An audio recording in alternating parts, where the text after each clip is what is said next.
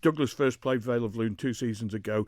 Vale of Loon were top that season. They were promoted that season, and they've yo-yoed since. They've come back down again. But in that game, Douglas away came back with a winning bonus point win. So they've beaten Vale of Loon at Lancaster and come back with 4 tries in the bag as well. So it shows to everyone at Douglas that they can do this.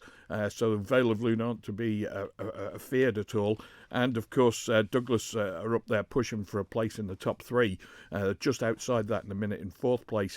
Vale of Loon down with a little bit of a worse playing record, and Douglas are on a good run of form. They've 5 wins on the bounce. A few changes to the squad as normal, but they're positive, I think, rather than negative.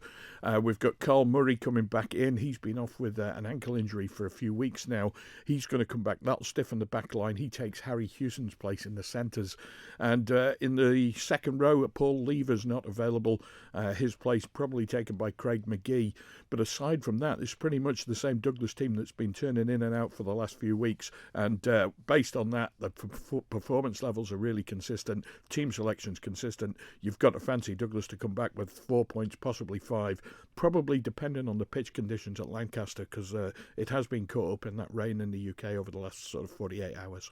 Douglas are in red-hot form, 5 wins in a row, as you say, but a team who aren't doing so well this season are Ramsey in Lancashire and Cheshire Division 1. They're at home this weekend against Garstang. Can you see their fortunes changing anytime soon?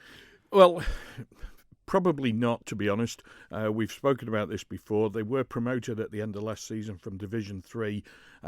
Lancashire teams leaving the leagues means everything's contracted a little bit. So Ramsey are promoted to a level perhaps a little bit higher than they anticipated. Add on to that 5 of last season's squad not playing anymore, or not playing as much anymore, gives them a little bit of a problem. It's almost a perfect storm. Youngsters are in there. They got a battering away at Orrell a fortnight ago. But speaking to the youngsters when they got back to Ramsey that night, they were reasonably pleased, despite the fact that they'd taken a battering on the road, because Orrell couldn't get through the centre. They had to run around the wide channels, and that's because Ramsey's backline was woefully understaffed that afternoon.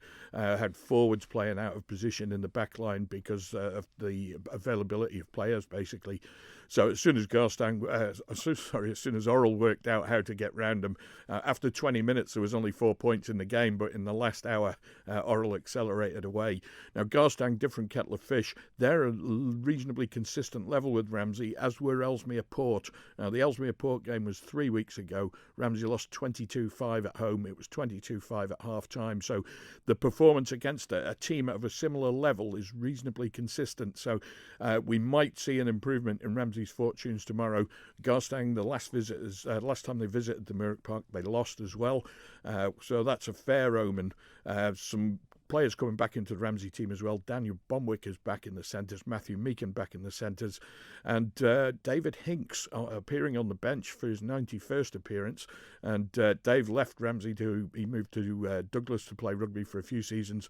He's rejoined Ramsey, and with his 91st cap, his son's playing in the front row as well. At some stage, those two are going to pack down together. It's going to be a great day for the Hinks family, and hopefully a good day for Ramsey too.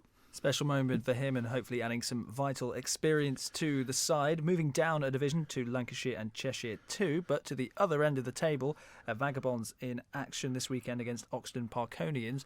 And due to the fortune of the fixtures, it means they could stretch their lead at the top of the table. Definitely, Chris, definitely. Parkonians have struggled at this season. They've taken a couple of big beatings, and I suspect they're going to be struggling tomorrow to cope with Vagabonds. Vagabonds very powerful in the front 5.